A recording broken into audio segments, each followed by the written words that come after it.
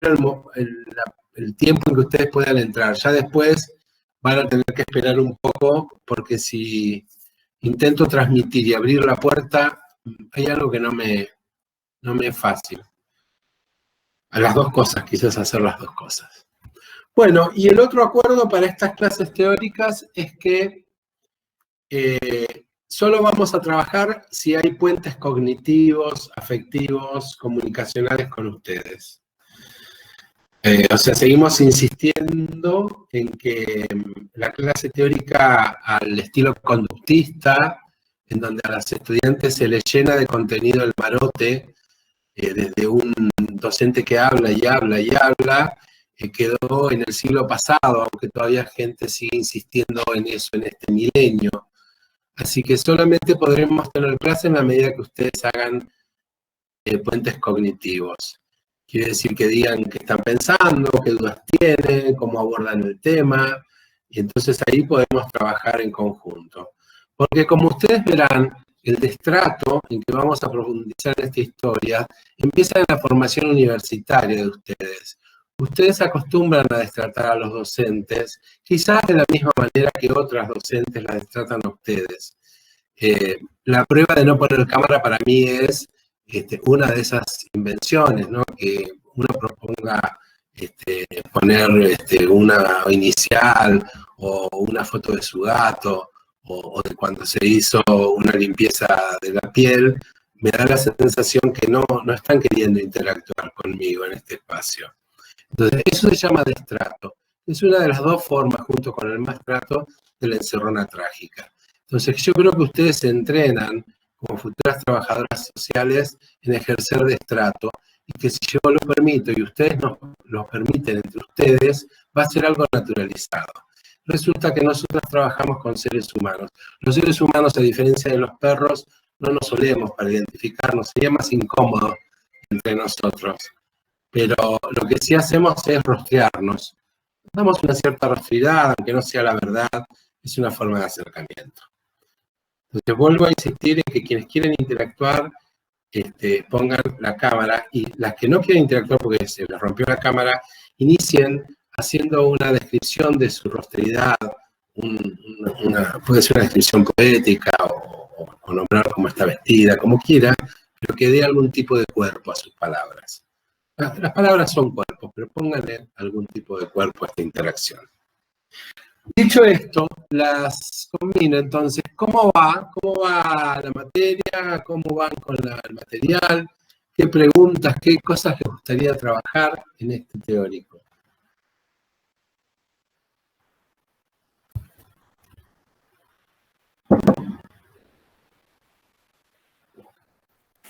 Bueno, profe, buenas tardes. ¿Quién habla?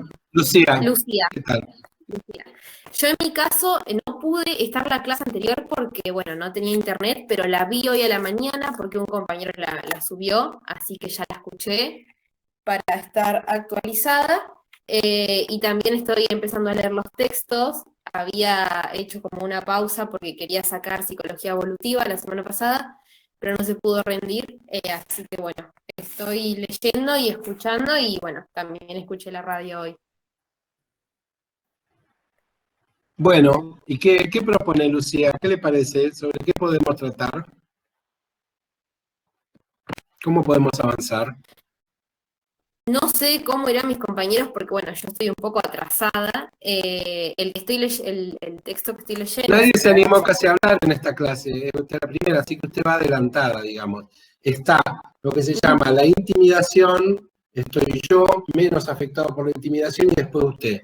Todas las demás están después de la intimidación suya. Así que usted está como en la fila de adelante en este momento.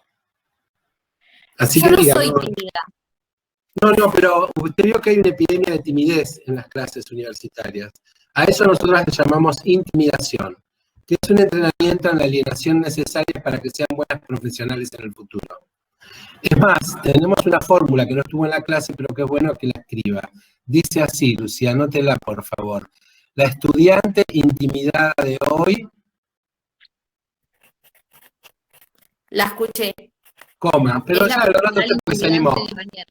Es la profesora intimidante de mañana. Así que vamos a empezar a cortar ese círculo vicioso que ustedes conocen, me parece. Por supuesto que si alguien piensa distinto, se va a tener que animar a decirlo. Bueno, ¿por dónde podemos entonces empezar? A mí, sí. yo no soy tímida para nada, a mí no me gusta hablar si no tengo una, o sea, si estamos hablando de textos y demás, me gusta leer o ver antes. Bueno, escuchó audiolibros, por lo que veo. ¿Qué le pareció lo que escuchó? ¿Qué le sirvió? ¿Qué le sirvió? ¿Qué no le sirvió? ¿Se refiere al programa de hoy? Por ejemplo, el programa de hoy, que desde ya sabe que hay otros 30 capítulos que la están esperando a partir de hoy. Sí, los voy a escuchar. Esos aún no los escuché. Me encantó el programa de hoy. Me gusta mucho cómo relata. Porque Gracias. logré, como hablamos hoy con la profe Steffi, logré hacer una escena de la situación. Bien.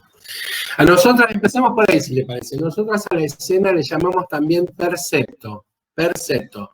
No precepto. Voy a usar, compañeras, el chat para ir poniendo como pizarra, porque es más cómoda que la pizarra que tiene.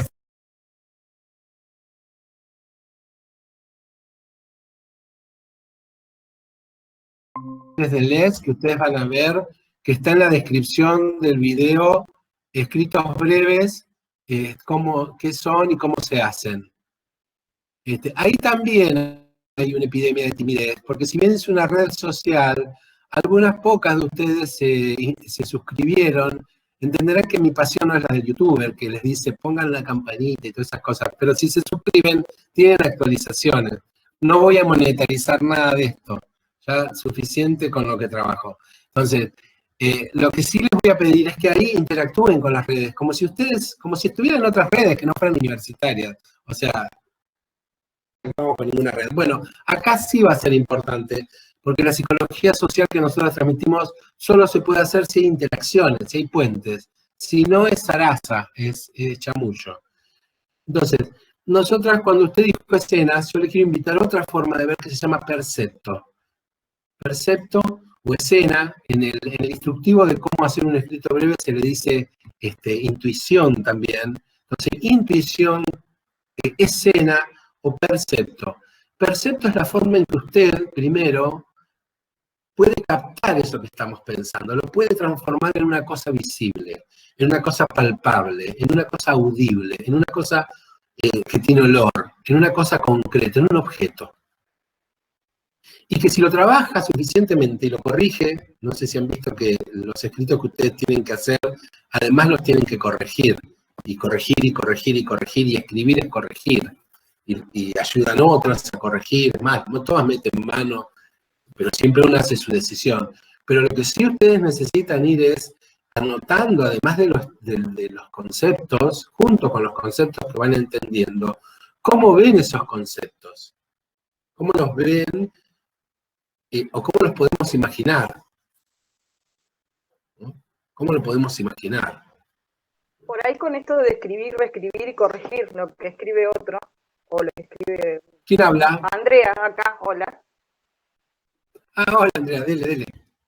Lo que yo digo que sí. Con esto de escribir y reescribir y corregir lo que escribe un otro, por ahí por lo general hay veces que hay personas que se molestan cuando vos corregís lo que escribe un otro.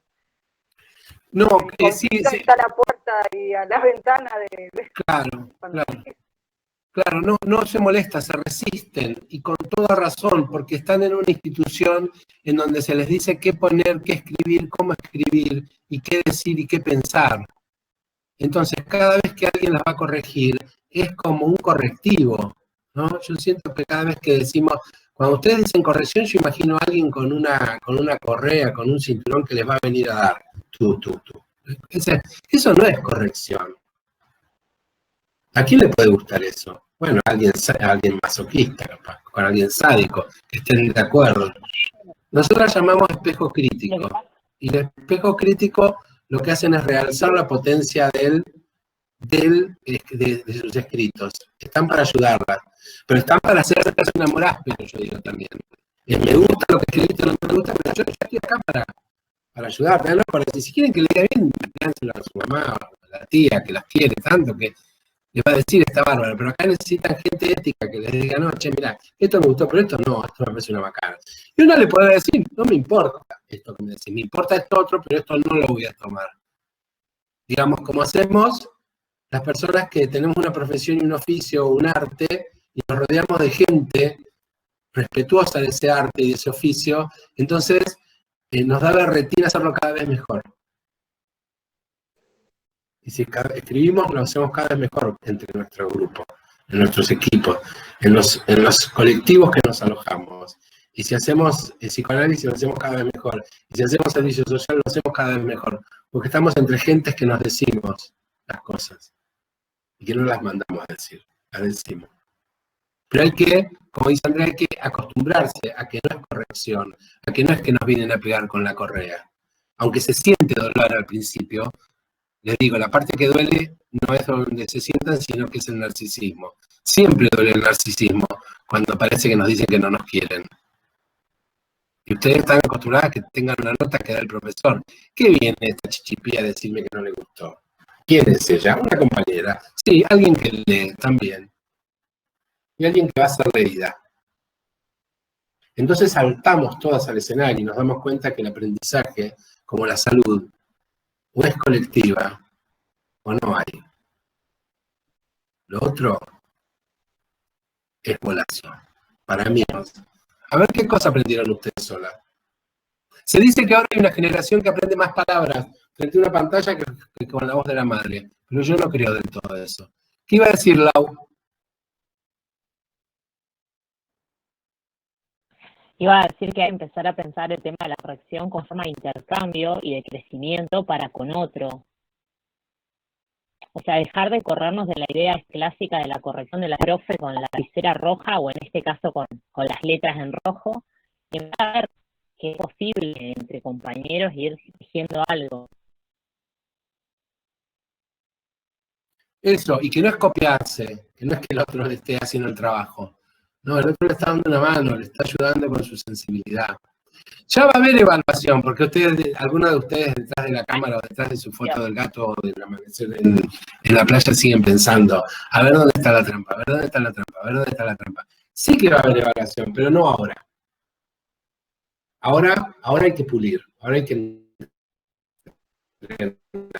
También tiene que ver con esto, por ahí, de a qué discurso le damos valor. ¿Quién está hablando? Andrea, hola. Andrea, sí. ¿A qué discurso qué quiere decir esto? A qué palabra le damos valor, porque generalmente le damos valor a la palabra que es valorada, o sea, o que nos imponen que debe ser valorada, la del docente, la del padre, la de la autoridad, pero no la de mi par, la de mi compañero o mi espejo, digamos así, como usted. Tiene que ver con eso también. Sí, eso responde a algo conocido, ¿no? A la distribución de los poderes en la sociedad, que no solamente es poder económico, que también es poder simbólico, capital intelectual, portación de título, diplomas, que no decimos que no es importante, sí, es también importante, pero no es lo más importante. Y muchas veces cuando son otros los que padecen, que no tienen esos capitales, suele ser bastante desequilibrado el poder de las palabras. Y resulta que somos una especie y uno de sus cuerpos es simbólico, o sea, nos hacemos con palabras los humanos, unas con otras. Y si unas palabras se escuchan y otras no se escuchan, quiere decir que siempre quedan cuerpos afuera. Y lo que nosotros estamos demostrando es que en nuestra región, en nuestro tiempo, la locura queda afuera. Queda fuera de las buenas intenciones, no que queda fuera de la sociedad. Queda fuera supermedicada, queda fuera baleada hasta morir, queda fuera desatendida, queda fuera en el desierto, como nosotros decimos. Queda fuera en esta sociedad que está siendo preparada para la próxima conquista del desierto, en donde hoy no le damos lugar a las locas, mañana no le damos lugar a los presos, pasado mañana no le damos lugar a los pobres, y así hasta que no quede lugar más que para las torres de fracking, o lo que sea, o el agua que hay que sacar. Estamos de más en esta región, y eso nosotros lo afirmamos por cómo tratamos a la gente más vulnerable. O sea, la pregunta, compañeras, es, si así tratamos a las más vulnerables, ¿cómo no las van a tratar ustedes de alguna manera similar? ¿No saben que ustedes entre los docentes, ya ustedes mismos se lo dicen? ¿Cómo le dicen? Vuelvo a decir, chicas, chicos, los intimidan, y muchos de ustedes responden sí. Entonces, por supuesto que hay un pasaje muy grande entre el lugar de ustedes y el lugar de la locura, pero tiene un punto en común, y es que en algo vuestras palabras, como las de las locas, valen menos, si no repiten lo que dice el texto del doctor. Sí, Lau, ¿qué dice? Es un poco esto de enfatizar, ¿no? Al loco, Sí, por lo general, deja de ser Juan, comienza a ser Juancito, comienza a ser, no sé, Juancito. Sí, Fabiancito. sí, sí, sí. Y nosotros también en lugar de estudiantes chicos, o sea, Sí, siempre en un lugar de sí, sí, sí, necesitamos, sí. Eso que dice usted está patente en un excelente documental que está en YouTube sobre un proceso de tratar a la locura que se llama Comunidad de Locos, donde un psiquiatra dice justamente, bueno, ahí dicen Comunidad de sí, Locos, lo dicen claramente. Dicen, no, Juancito, ¿cómo Juancito? ¿Cómo sí, es Pepito? ¿No? cierto, es Si cierto. Juan se llama José, se llama José. ¿Por qué tratarlo como si que son niños? Y si fueran niños, bueno, también se podrá hacer, pero a mis niños tampoco los tratan todo el tiempo con diminutivos. Salvo gente que los quiera. No, Exacto, porque ahí los está. tratás con respeto. Y el respeto es lo primero que se pierde en el destrato. Porque vuelvo a decir, estamos más acostumbradas a denunciar el maltrato que el destrato. Todas las historias, vuelvo a los puentes cognitivos, ¿cómo vamos? ¿Qué le pasó a otra gente que pudo ver o escuchar o leer sobre este primer banco de prueba y nuestra pretensión de que ustedes escriban sobre eso, además de una especie de trabajo conceptual, además un trabajo, como decimos, perceptual? ¿Qué creen que les podría ayudar en esta hora que nos queda o en este tiempo que nos queda?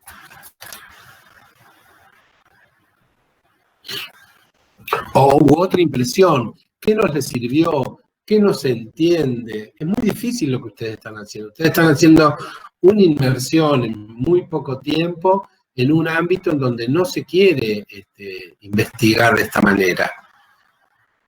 O sea, se quiere investigar de otras maneras más pulcras, llamando psicóticos o psicóticas, pero tratándolos como locos, tratando de, como decíamos la otra vez, personas en situación de calle, pero es decir, no, está abandonado.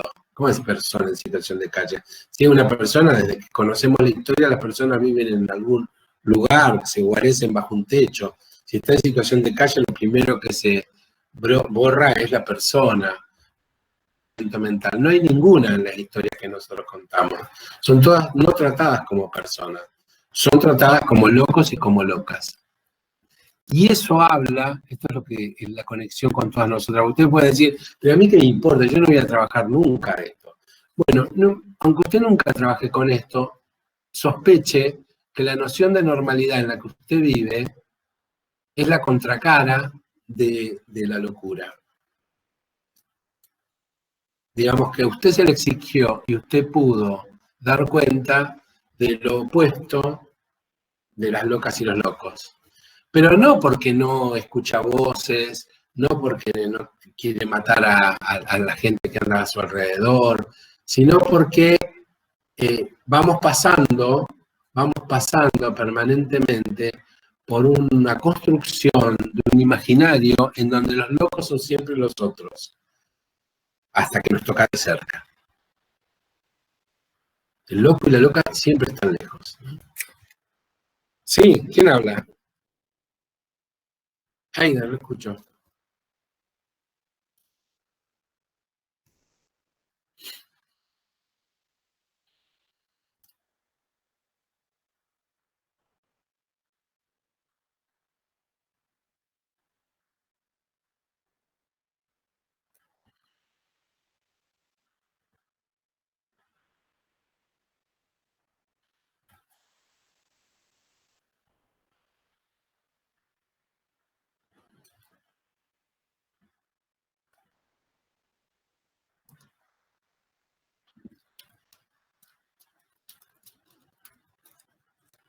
Por ejemplo, Eider, ¿cuál dicho estaba pensando? ¿Se le ocurrió una frase hecha o algo por el estilo?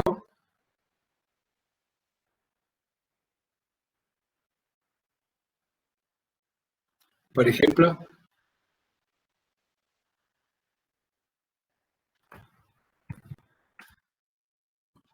Bárbaro con ese. Ya voy a poner acá uno, justamente, que es una haiku sobre este que usted acaba de decir. El loco está en cierto desierto.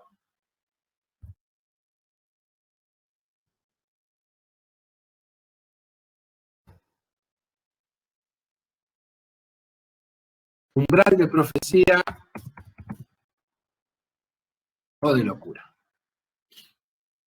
O sea, yo lo que le voy a proponer es que, aparte de que hay frases hechas sobre los locos y las locas, esas frases hechas pueden llegar a tener algún rasgo de cómo estamos tratando y cómo se ha tratado históricamente.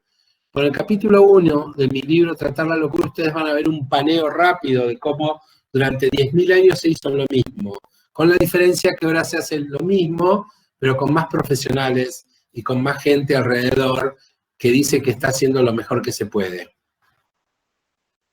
O sea, antes había uno solo, el Torquemada, que quemaba a la bruja, o el tipo que le sacaba las muelas para que no tuviera infecciones, que le abría la cabeza con una piedra de sílex, o el que le daba el electroshock, eran pocos.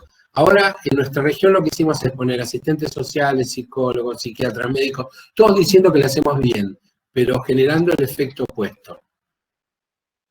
¿Y cuál es el denominador común de este fenómeno que hablamos, que son los tratos a la locura? Y está en ese haiku.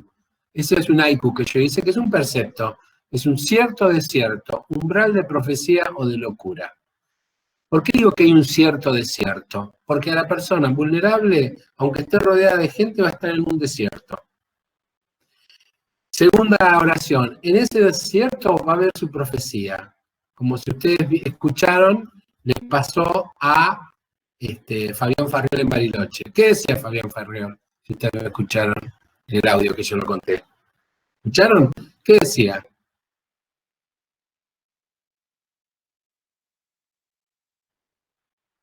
¿Qué decía en el hospital? ¿Alguien recuerda? Los primeros capítulos todavía no los escucharon. Fabián Farriol decía, a mí me van a hacer pasar de largo. Él ya sabía cuando se internó que iba a morir pasado de psicotrópicos. Ya lo sabía. Sí, Lau y Andrea. Primero está Andrea. Andrea. Por eso la profecía. Después Lau. ¿Qué Andrea? No, disculpe. Lo pasé a tocar lo que quería ver ahora. Perdón. Bueno, igual no la veo, así que no sabemos qué quiso decirme. Lau, dele. Por eso es cierta profecía, ¿no? De saber que él de algo sentir toda su vida que estaba molestando, entonces sabía que después de estar pasado de ansiolíticos, de miles de distintos psicofármacos, y estar atravesado por las distintas instituciones donde sufrió muchísimo de trato, decir, bueno, ya está, ya sé que lo que me van a hacer, yo molesto, yo... Y por eso este oráculo a sí mismo, ¿no? De saber lo que te va a pasar. Porque la sociedad te va marcando ese camino. Es muy, muy triste. Y ahí se ve la verdadera crueldad, ¿no? La vera crueldad. La vera crueldad. Ahí Lau está hablando de algo que sabe, que estaría bueno que lo comparta también. Dice el Guasón en esa película tan famosa de hace poco, en el guión está también, dice el Guasón en un momento, lo peor de padecer un trastorno mental es que hacen como si no lo tuvieras. Lo particular de este desierto no es que no nos ven, no ven tu necesidad, vamos a decir, aunque es difícil ubicarse en el lugar de la locura. Lo que hacen, entre tantos bienes pensantes, y sobre todo los profesionales que están pagados en este sistema, aquellos que permiten que se les paguen para normalizar el sufrimiento ajeno, el dolor de los pobres. Para administrar miseria también es normalizar. Es decir, chiquita, esta chiquita va a estar siempre loca, así que vamos a darle... Sí, dele, ¿quién habla? ¿Te escucho? Karen. En la materia de salud pública vimos una peli referido a esto, que tiene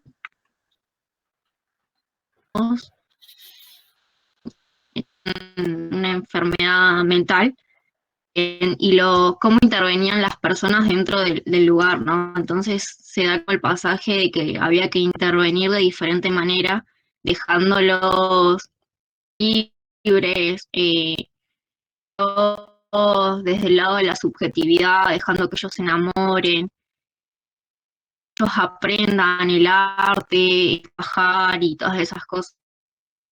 Ahora voy a buscar el nombre y se las voy a mandar. Y está muy bien, Karen, que usted lo traiga, porque la desmanicomialización rionegrina que hace 30 años mata a los pobres en situación de locura, o los hiere, o permite que maten, se basa en una idea parecida a lo que usted dice, pero sin ningún recurso. Porque vamos a comprender que para que enseñar a alguien a amar hay que darle de comer también. Y para enseñarle a amar hay que darle un techo cuando está lloviendo y cuando hace frío una manta. Y escucharlos. Y acá lo que se quiso hacer en aras de precarizar la salud mental, y como decimos en el capítulo también del libro Tratar la Locura, respetando los lineamientos del Fondo Monetario Internacional de 1989, que era considerar la salud como un gasto, lo que se quiso hacer es decir que lo vamos a dejar libre, pero no darle ningún sustento a esa libertad, ningún espacio de ternura. Salvo algunos muy pocos casos que tuvieron suerte, mayormente fueron atendidos, como mostramos en esta primera parte, los pobres de esta manera. Y ahora la segunda y la tercera parte que ustedes van a escuchar, que le indico para esta semana, van a ver este común denominador, desierto. Allá donde se necesita, desierto. Ni amor ni nada de eso, ni escucha hay, ni abrigo. Porque es cierto, el manicomio no cura la locura, como dijo el doctor que cerró el manicomio de Allen en 1988. Pero no abrió ningún lugar para alojar a los que necesitan. Entonces la provincia se transformó en un gran manicomio. Una operación muy particular fue cerrar un manicomio para crear 10, 100 en toda la provincia.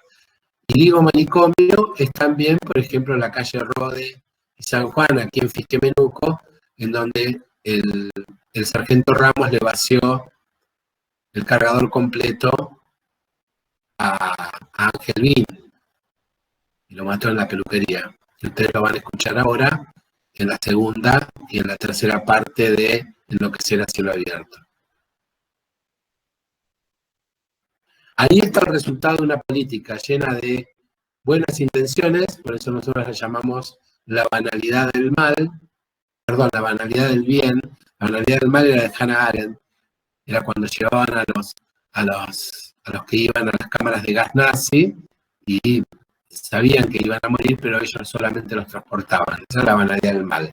La banalidad del bien son los funcionarios rionegrinos, las funcionarias y funcionarios rionegrinos, que dicen y aceptan que se muera así en la provincia y que se mate así, pero que se dice mientras se hace el mejor bien posible. En nombre de los derechos humanos, en nombre de la libertad, de la liberación de los manicomios. Bárbaro, no murió en un manicomio. Murió como Colicheo en 2017, quemado acá en un baldío. Primero le rompieron la cabeza y después le aplicaron una bala 22, calibre 22. Y todavía no se encontraron a quienes lo hicieron. Fue hace 4 años. En nombre de la libertad, en nombre de que no hay manicomios. Pintado el guasón de la película, nos vamos achicando. ¿Recuerdan cómo empieza la película El Guasón? Veanlas, compañeras, es un arte para ustedes. Empieza con una trabajadora social, El Guasón, que lo está entrevistando la trabajadora social. ¿Y qué le dice al Guasón? En un momento le dice que no hay más presupuesto, que no lo va a atender más, que no le va a poder dar más la medicación. Nosotros hicimos lo mismo en esta provincia con 30 años de anticipación. A la película lo que él dice es que se sentó cada día de la sesión, o sea, de la entrevista con ella, para que ella nunca lo escuchara y nunca entendiera cuál era su padecimiento.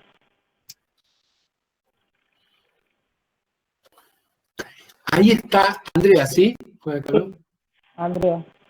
Ahí está, ¿cómo podemos acercarnos a entender el padecimiento? ¿No?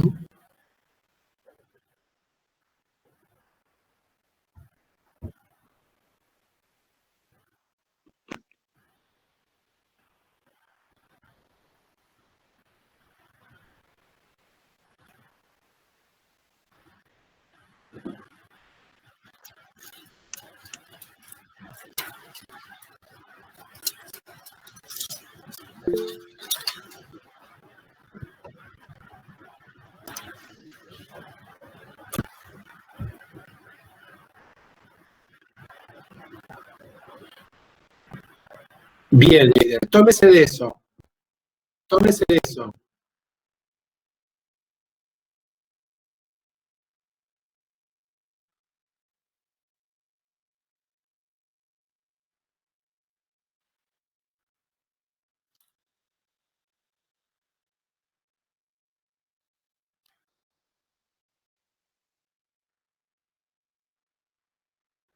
Sí, desde la Revolución Francesa, también le pido ahí que reafirme esto en el capítulo 1 de Tratar la locura, del otro libro, del libro en papel que ustedes lo tienen en PDF.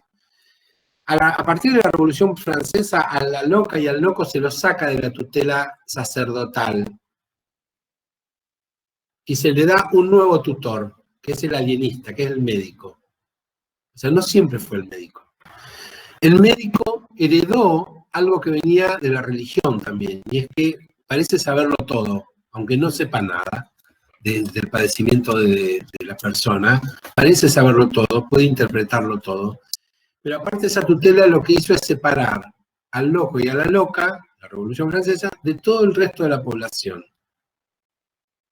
Separarlo, se le adscribió un saber específico. Y es un saber específico que se repite hace centurias, hace siglos, en los tratos dolorosos mayormente. En los tratos dolorosos según época, porque ustedes van a ver en esta parte, les sugiero que lo encuentren eso, en esta parte que ustedes van a leer la parte 2, escuchar, perdón, la parte 2 y 3 de lo que será Cielo Abierto, ustedes van a ver que yo creo un personaje, que es Macedonio López, que mientras está investigando la locura va enloqueciendo él.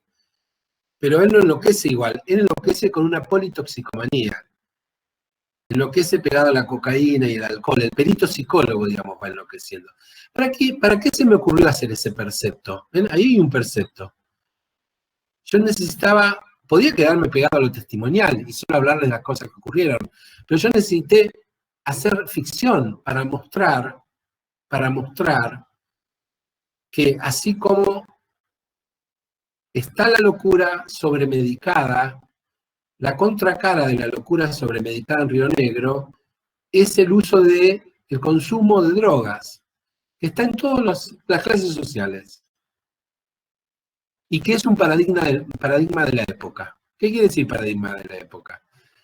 En el siglo XVII en España era la religión, y ahí se quemaban a las brujas. Entonces, ¿cuál era el paradigma de la época? Y la religión y la quema, el fuego infernal. Comienzo de la Revolución Industrial, ¿ustedes qué van a ver? A las locas se las ponía en una calecita que daba vuelta muy rápida hasta que estallaban los vasos capilares de la nariz o de la oído y sangraba, se los confundía. Ahora, ¿por qué se usaba una silla giratoria, que fue invento de Darwin, el abuelo de Charles Darwin, para tratar a los locos? Porque era lo mismo que estaba pasando en las fábricas, la rueda que producía ganancia. O sea que a los locos y a las locas no se los hace sufrir de cualquier manera mayormente, sino que se los trata con los paradigmas de la época. En esta época se los sobremedica, como murió Fabián Farriol en Bariloche, porque este es el paradigma de las drogas, de los consumos. Las drogas no están solamente en el narcotráfico, las drogas como en Río Negro están en el Estado también. Es más, traficante de drogas de la provincia es el Estado negrino. ¿Por qué lo afirmo esto? Porque, como ustedes verán, sobremedica a los pacientes sin darle... Que un psicólogo que no está matriculado para eso, o una trabajadora social, o un agente sanitario, o un promotor de salud mental, está haciendo, aunque no lo denuncie.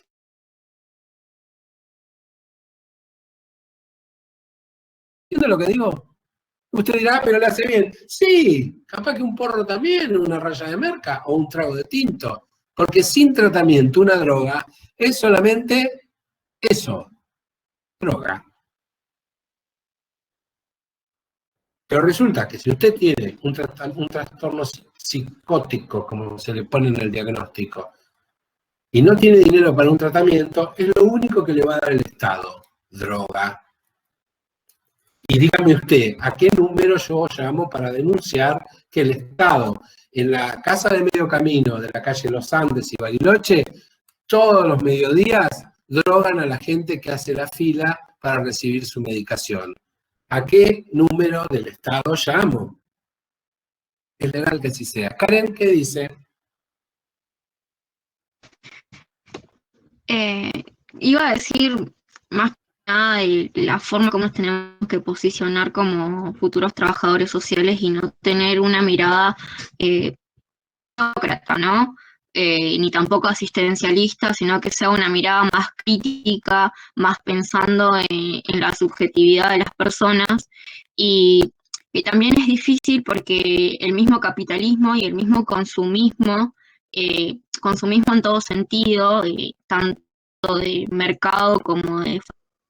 nos llevan a ejercer algo que capaz que no queremos ejercer. La tecnología y la industria, como lo hizo en la historia.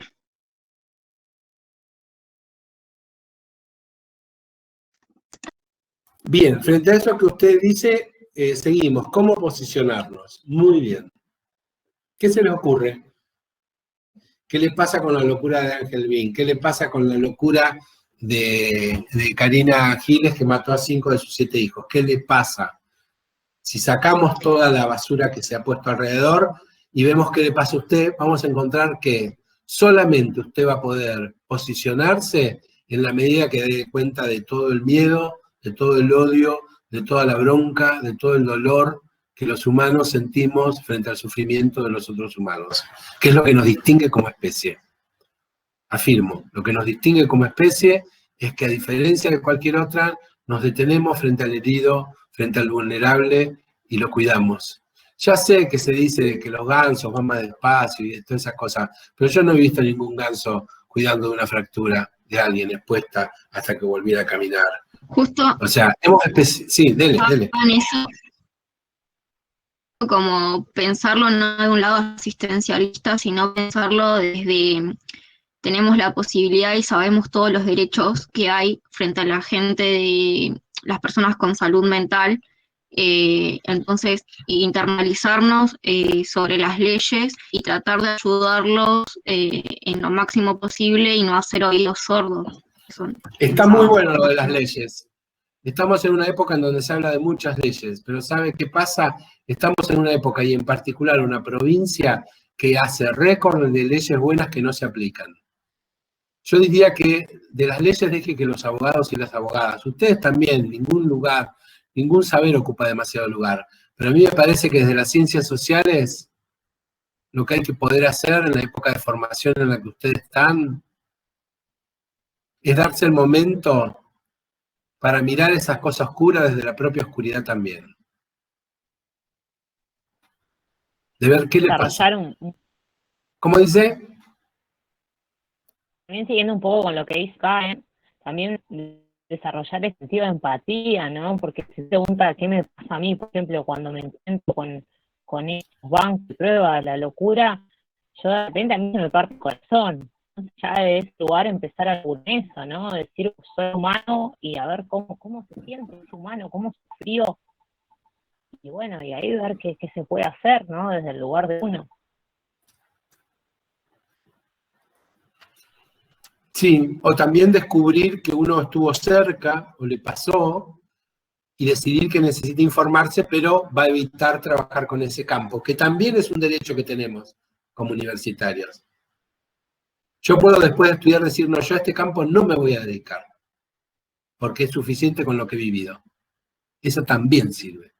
O, como dice usted, ver cómo puedo en este momento de formación y entrenamiento universitario, ver lo que me pasa, para que no me pase cuando esté ya en terreno, y donde las papas queman, y ahí hay que hacer algo. Y todavía yo no sabía de esto, ahí yo no sabía. ¿Cómo dice? ¿Alguien habló? Creo que está claro. De ahí me voy a tener que generar herramientas. Ahí las herramientas, pero las herramientas que son las técnicas y las teorías, no tienen que ir adelante. Mucha gente lo que hace es teorizar las prácticas. Y en vez de teorizar las prácticas, practican teorías. En mi campo, en psicología, se da mucho eso. Los psicoanalistas lacanianos, freudianos, sobre todo los ortodoxos, ponen entre los pacientes y su capacidad teorías muy refinadas. Porque temen sacar eso.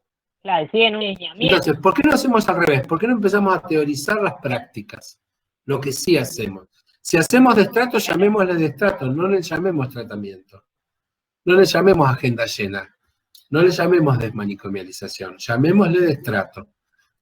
Claro, empezar a hacer las cosas como son. Por eso yo necesité, y acá ustedes lo van a ver si escuchan ya, entonces ya les quedó indicada la parte 2 y la parte 3 del acto. Eso va a ser para prepararnos. Con eso terminamos la parte en lo que sea cielo abierto. Les voy a pedir que lo hagan acompasado con el PDF de Tratar la Locura, que es ensayo. Pero ustedes van a ver que en lo que sea cielo abierto lo que yo busqué es un personaje que iba enloqueciendo mientras investigaba las locuras trágicas de Río Negro. Macedonio López va enloqueciendo en su alcoholismo, en su politoxicomanía, va enloqueciendo y se queda aferrado a sus casos, ¿no? Se pelea con los otros peritos, hace quilombo, tiene resacas, y todo esto le va pasando mientras quiere saber qué le pasa a los locos. O sea, él enloquece a su manera, en su clase social y desde sus recursos, mientras va viendo cuál es el destino. Él también tiene una profecía. Como Fabián Farriol, que tenía la profecía de que lo iban a hacer pasar de largo, Macedonio López tiene la profecía de que va a terminar en un zanjón después de un accidente, de alguna manera. Pero son dos trayectos distintos. Sus investigaciones son de personas que padecen desde la locura que vivieron y la tragedia hacia afuera. Él va desde fuera hacia la locura. Los pacientes con los que él trabaja, los casos que él investiga, ya ocurrió la tragedia. Él, en cambio, va desde la comodidad y la posibilidad de clase social e intelectual de los profesionales, se va enloqueciendo.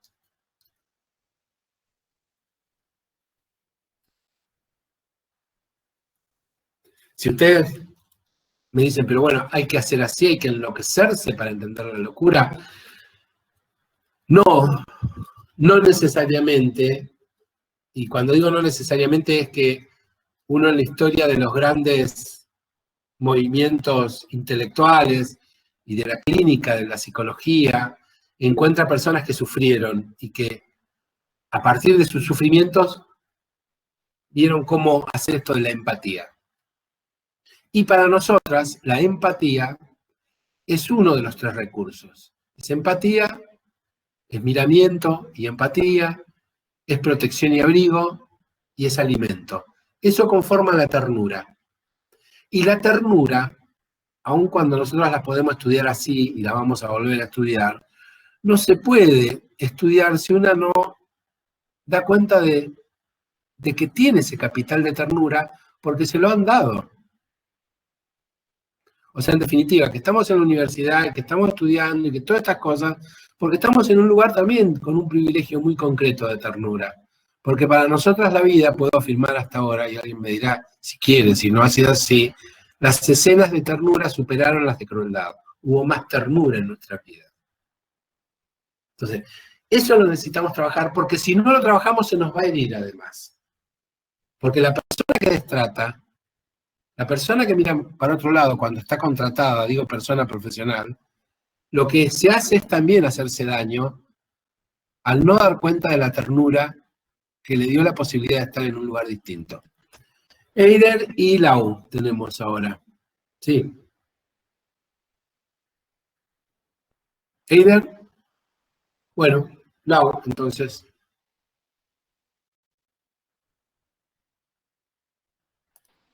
También esto son conflictivos, ¿no? De alguna forma en las crianzas, el tema de la empatía, del buen amigo, es lo que nos hace entrar de alguna forma en la cultura, ¿no? Porque es un otro el que nos cuida, que nos abriga y nos nutre inicialmente. Y también es como trabajar como en un espacio con sujetos, con personas que han perdido todos estos niveles de sostén. Y volver a hacerlos entrar, como bien dice. Porque quienes padecen la locura siempre quedan como por fuera. Justamente han perdido los lazos, el lazo social. Entonces ver a través de la propia humanidad, vamos usando estos recursos son tan propios de ser humanos, para volver a traerlos. Sí, y vuelvo a decir, y para cuidar nuestra propia humanidad. Una cosa que vamos a estudiar sobre el final de la cursada, que tiene que ver con el síndrome del quemado, del reventado, que es una patología que aparece muy prontamente y cada vez más entre personas que trabajan con personas, o sea, profesiones como las nuestras, padecen un síndrome que al poco tiempo de estar trabajando empiezan a enfermarse en sus trabajos. Y se observará ahí que lo desacertado del lugar en el que están y de los trabajos que hacen, terminan generándole un daño muy particular sobre su propio cuerpo, sobre su propia sensibilidad, sobre su propio intelecto. O sea, estamos en unos trabajos, compañeras, ustedes lo van a estar, en donde hacer mal, nuestro trabajo no es solamente hacerlo mal, sino que tarde o temprano nos hace mal. Y lo que vamos a ir estudiando es que hay escenarios que están hechos para que nos hagan mal. Y lo curioso del asunto es que se nos vende que están en las mejores condiciones para que nos hagamos mal. Entonces, está muy bueno estudiar la ley de desmanicomialización o la ley Micaela, pero si sigue habiendo una muerte cada 30 horas, respecto a los feminicidios estoy hablando, hay algo que entre lo que estudio de la ley y lo que está pasando cada 30 horas no coincide. Y si yo tengo la particularidad de estar trabajando en alguna zona que tiene que ver con eso, si no puedo cambiar la situación de las víctimas, es muy posible que pase a ser una persona cínica, que es empezar a enfermarse, o una víctima. O un funcionario, que está lejos de la cosa. Pero estamos hablando de quienes vamos a trabajar y quienes trabajamos en campo, en terreno, en las trincheras que pone el Estado muchas veces como aparatos ideológicos, y que tenemos que aprender a leer esto. Pero esto no quiere decir desconfiar de todas las posibilidades, sino que hay posibilidades de trabajo, pero también hay que empezar a poder leer allí donde hay. Ya les doy un aforismo, compañeras, para tener en cuenta. Sospechen donde hay mucho lenguaje políticamente correcto. Sospechen cuando empiezan con eso de persona que padece sufrimiento mental, que es lo mismo que le puede estar pasando a Eider que está esperando para hablar, que a alguien que está teniendo alucinaciones visuales. Pues todos tenemos sufrimiento mental en el mundo. Ahora, tratemos de diferenciar para ver quién necesita más. Diga, Eider.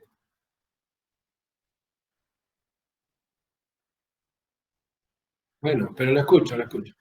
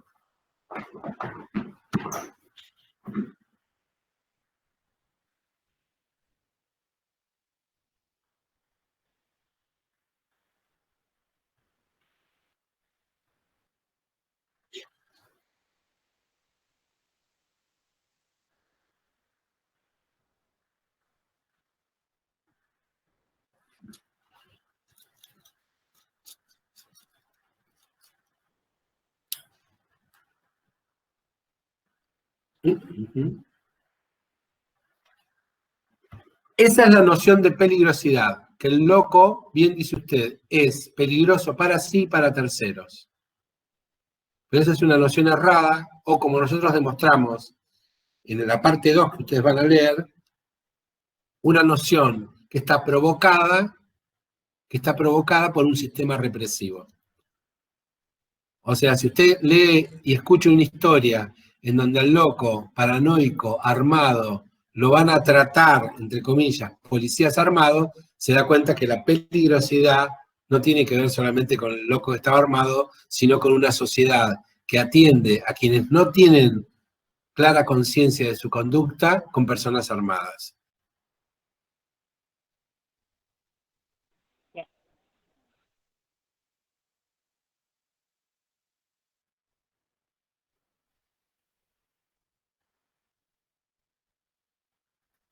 Sí. El electroshock, está la celda de castigo, está todas las formas que ustedes verán que hubo en estos 10.000 años y está en Historias de la Locura, capítulo 1. Lau, sí. Preguntas, escucho, o aportes. Y en esa noción de peligrosidad que está trayendo Eider también se apoyan y se justifican determinados accionares siniestros por parte del Estado para con las personas que padecen la locura. Ustedes... Porque si yo digo, es peligroso, entonces puedo... Exactamente. Usted va a ver algo muy extraño cuando lea el Tratar la Locura, que esta provincia tiene, por un lado, la ley 2440 de desmanicomialización, y por otro lado tiene el decreto 02 del 2000, que en el 2000 el gobernador Verani firmó que a los desmanicomializados en la vía pública los va a tratar el juez y la policía. O sea que, por un lado, cerramos el manicomio, pero por otro lado, ponemos para que lo atiendan jueces y policías. Es rarísimo. Pero ahí está el centro de la noción de la peligrosidad. ¿Y qué es lo peligroso del loco? Y lo peligroso del loco es ponerlo en una encerrona trágica, en donde va a morir. Esa es la peligrosidad. En donde se lo va a destratar.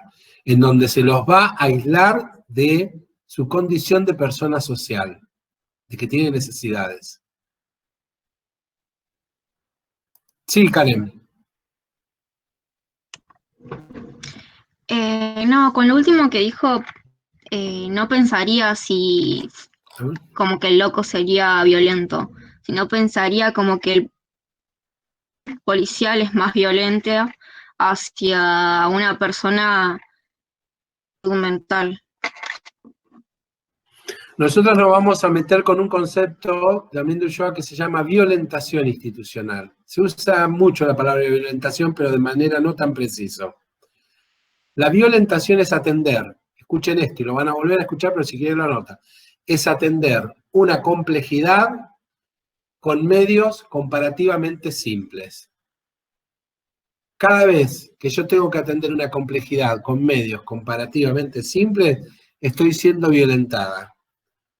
Entonces imaginen que nosotras estamos en un asado y una de nosotras se atraganta con un hueso presencial, no un asado en línea.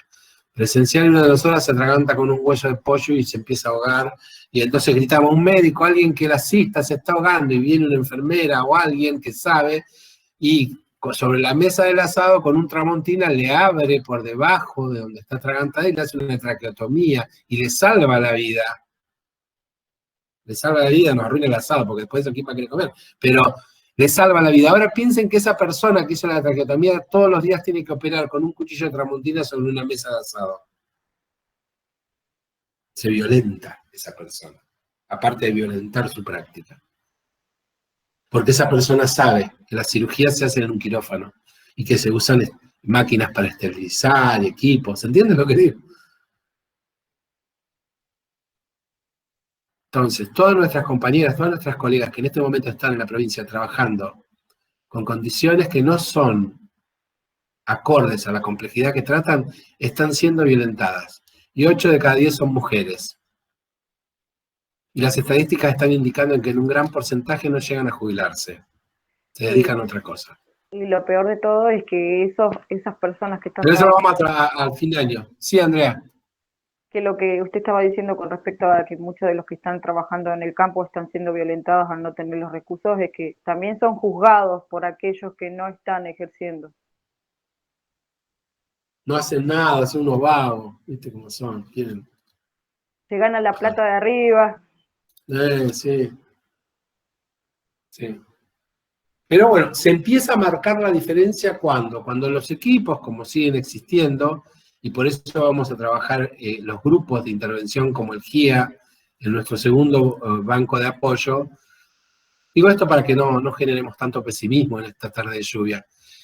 Vamos a encontrar que hay equipos que al leer esto de las instituciones, estos escenarios que son como trampas, van generando también apoyos para que esas trampas no atrapen por un lado y para generar, sobre todo, dispositivos del campo social, del campo colectivo, del campo grupal, ya veremos que son diferentes, eficaces. En distintos ámbitos, en el educativo, en el municipal, en el hospital. Pero primero tenemos que salir de esta gran encerrona que es, no es casual, volvemos a decir, compañeras, que ustedes salgan de la formación de grado con muy poca información sobre lo que pasa actualmente en los diseños institucionales de salud y educación, y vayan con esas ausencias al escenario de su desarrollo profesional. No son cualquier ausencia, son ausencias significativas que tratan de pintar un campo en donde vamos a desarrollar teorías que hace tiempo que no tienen lugar, porque lo que estamos haciendo mayormente en el espacio público es administrar miseria. Como en la facultad, pero bueno, tenemos que hacer dispositivos útiles entonces. Por eso nosotros tenemos poco tiempo, por eso nosotros necesitamos que ustedes escriban, necesitamos que ustedes empiecen a salir en sus trabajos de ensayo, en sus perceptos, en la posibilidad de comunicar lo que piensan y lo que pasa. Porque en definitiva, nuestros instrumentos, todos hacen raíz en nuestros cuerpos, en nuestras cuerpas, como le decimos. En el cuerpo biológico, pero también en el cuerpo erógeno, en el imaginario, en el simbólico, en el cuerpo ético. Eso que decía Lau de la ternura no solamente nos humaniza, la ternura también nos da estatuto ético. Eso es lo interesante. Ético no quiere decir moral, es ser bueno. Nosotras aprendemos a tratar a los otros en el ámbito de la ternura porque hemos sido atendidos con ternura. Y eso es un estatuto ético. Y si eso se rompe en el lado en que nosotros lo damos, incluso en nuestro trabajo, le hace daño al estatuto ético con el que fuimos criadas, con el que fuimos alimentadas. ¿Se entiende acá que es muy difícil hacer daños a otros en el ámbito de la ternura necesaria y no dañarnos a nosotras? Porque nosotras tenemos estatuto ético. Estatuto ético quiere decir somos empáticas con el dolor del otro, sobre todo cuando el dolor de alguien que no odiamos. ¿No? Si fuera el dolor de alguien que odiamos es otra cosa, pero si es el dolor de alguien que no odiamos, de alguien que está ahí porque nos vino a buscar en su ayuda, de alguien. No creo que seamos ni santos ni santas para hacer este trabajo, no. Necesitamos ser humanos, demasiado humanos. Tener la experiencia de eso que nos permitió en algún momento decir, yo voy a ver qué le pasa al otro desde un ámbito de tratar de acompañar, de sostener, de desentrañar algo de su sufrimiento, de su necesidad. Porque además, seguras compañías debemos estar que cuando eso sale bien, además de lo que podemos cobrar por nuestro trabajo, es una de las cosas más hermosas, una de las artes más lindas que hay entre los humanos.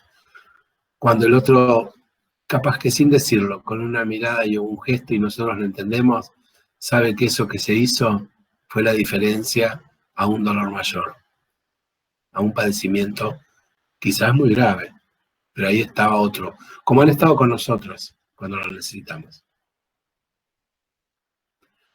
Bueno, me parece que por hoy estamos bien. Vuelvo a indicar parte 2 y parte 3 en lo que será Cielo Abierto, el libro Tratar la Locura, y siempre que ven algo de Ulloa por ahí en la PEDCO, que está en distintas unidades, siempre van a encontrar en Ulloa ejemplos. Esto es